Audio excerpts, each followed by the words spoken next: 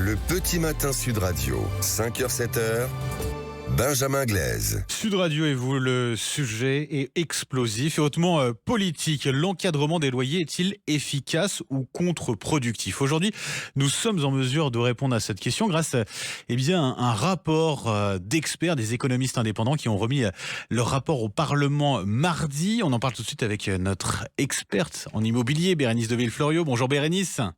Bonjour Benjamin.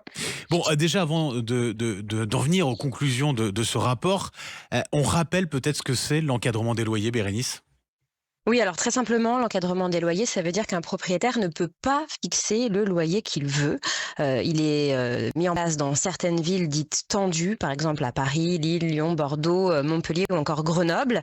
L'État fixe des loyers de référence, quartier par quartier, selon le type de logement et en fonction du nombre de pièces, par exemple, période de construction, etc.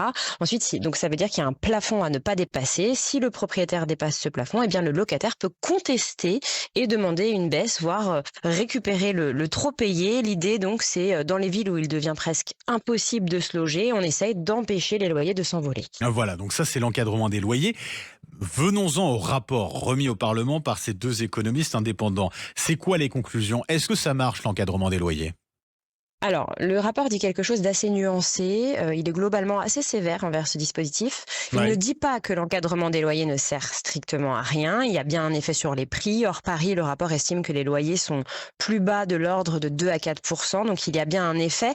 Mais l'effet reste limité et les auteurs restent prudents. On ne peut pas attribuer toute l'évolution des loyers uniquement à ce dispositif. Mais d'un autre côté, donc il y a une petite baisse, mais d'un autre côté, le rapport pointe de nombreuses limites, voire des effets contre-productifs.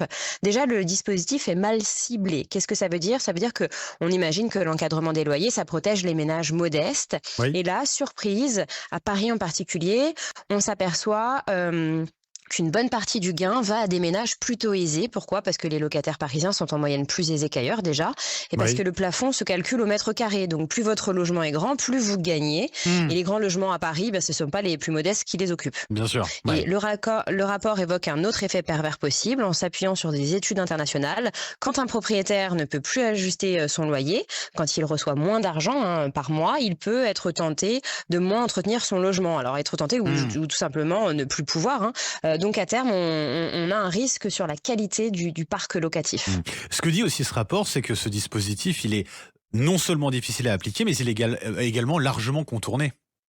Oui, c'est un point très fort du rapport. Alors sur le papier, c'est simple, il y a un plafond, il faut le respecter, mais sur le terrain, c'est beaucoup plus compliqué. Il faut connaître déjà le bon loyer de référence, le bon quartier, la bonne catégorie de logement, vérifier s'il y a un complément de loyer justifié ou pas. Pour un locataire, c'est pas toujours évident, pour l'administration non plus. Et surtout, le rapport montre que le dispositif est très souvent contourné. Donc les auteurs constatent que plus d'un tiers des logements observés affichent un loyer supérieur au plafond majoré. Donc on a un dispositif très visible politiquement, mais dans les faits, une partie importante des baux ne le respectent pas. Alors attention, ça ne veut pas dire que un tiers des propriétaires trichent. Il y a des cas légaux, le fameux complément de loyer qui peut être appliqué par le propriétaire si un appartement présente une caractéristique particulière, par exemple une vue sur la Tour Eiffel, un grand balcon. Voilà. Et ça montre en fait que la règle est loin d'être appliquée partout et que les contrôles sont faibles. En tout cas, on a beaucoup de villes qui l'ont mis en place, cet encadrement des loyers, souvent des villes de gauche ou écologistes. Est-ce que ça coûte par ailleurs aussi de l'argent public, Bérénice? Oui. Pourquoi? C'est logique quand on y pense. Un loyer plus bas, c'est un revenu plus bas pour le propriétaire, donc moins d'impôts pour l'État. Le rapport chiffre l'ensemble des transferts à environ 700 millions d'euros par an. Et là-dedans, à peu près un tiers est en réalité supporté par l'État, donc c'est moins de recettes fiscales. Ouais. Alors que faire si plafonner les loyers, ça ne suffit pas? Le rapport fait des recommandations à ce niveau-là? Oui, alors ce que dit le rapport clairement, c'est si on garde l'encadrement, il faut au minimum le limiter dans le temps, mieux le piloter et l'évaluer sérieusement. Mais le message de fond des économistes, c'est l'encadrement des loyers traite le symptôme, mais pas la maladie. La maladie, c'est qu'on ne construit pas assez de logements. Et leur recommandation la plus forte, c'est plutôt que de plafonner les prix, il vaut mieux jouer sur la fiscalité et sur la construction. Et là, au niveau politique, on a deux visions qui s'affrontent. On a la gauche et l'extrême gauche qui d'un côté veulent pérenniser et sont pour ce dispositif. dispositif. Ils veulent le pérenniser partout en France. Le député socialiste Iñaki Echaniz a d'ailleurs fait adopter à l'Assemblée une proposition de loi pour le pérenniser justement.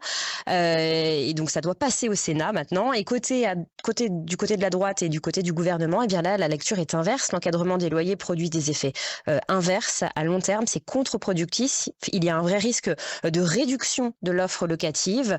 Pourquoi ? Parce que ça a été dit et redit par les professionnels de l'immobilier. Les investisseurs particuliers, les Français qui achètent pour louer, eh bien, sont moins intéressés par les villes où le dispositif est en place. Et c'est logique, puisque c'est moins rentable pour eux. Et effectivement, on aura compris que cet encadrement des loyers, il pose un certain nombre de questions et que les effets sont parfois contre-productifs, effectivement. Merci beaucoup, Bérénice de Villeflorion, rédactrice en chef de Radio Imo, je le rappelle. Et puis on vous retrouve le samedi midi sur Sud Radio. Parlons Imo avec Sylvain Lévy-Valency. Je vous souhaite une très belle journée, Bérénice. À bientôt. Au revoir, Benjamin.